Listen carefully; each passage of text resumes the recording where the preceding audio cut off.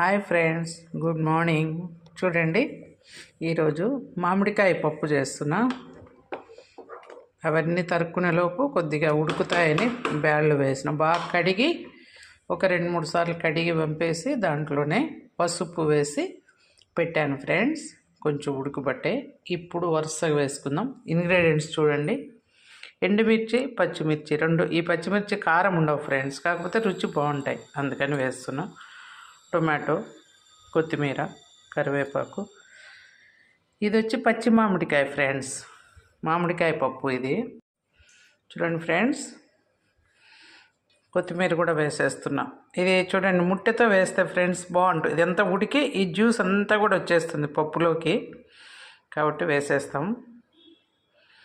మొత్తం ఇవన్నీ వేసేస్తున్నాం ఫ్రెండ్స్. ఇప్పుడు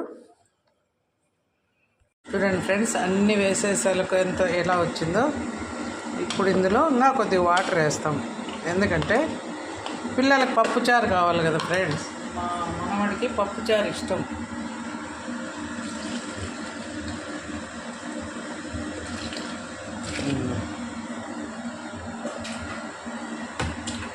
అన్నీ వేసాం, కానీ ఇంకా సాల్ట్ వేయాలి ఫ్రెండ్స్.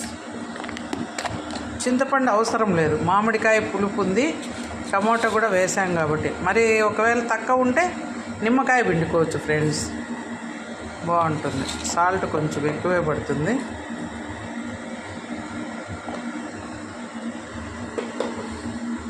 అన్నీ వేసా ఫ్రెండ్స్. ఇది ఒక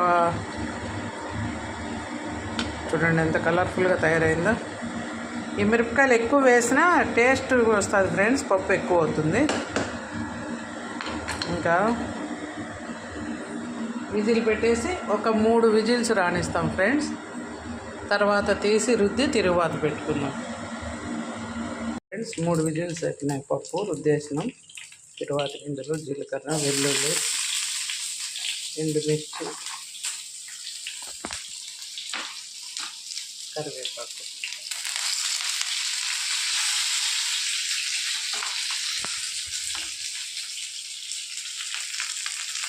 కొత్తిమీర ఆల్రెడీ వేసేసాం దాంట్లో.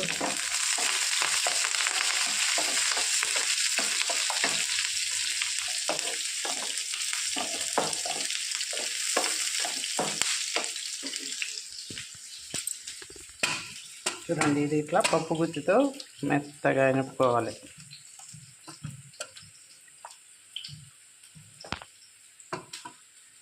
పప్పు చారు చూడండి ఫ్రెండ్స్, ఇలా వచ్చింది కదా. ఇందులో పులుపు, కారం, ఉప్పు అన్నీ బట్టి ఉంటాయి. దీనికి తిరువాత పెడితే మా పిల్లలకి ఇష్టం.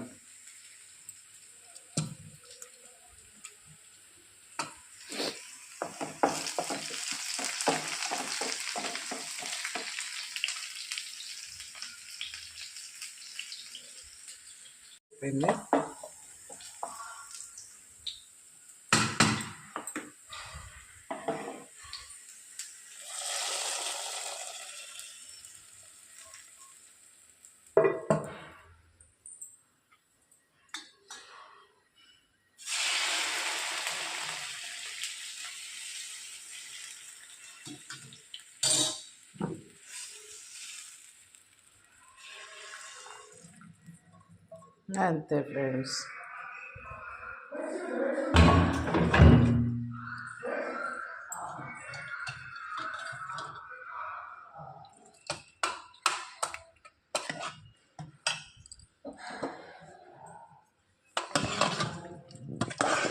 అంతే, టమాటా పప్పు రెడీ.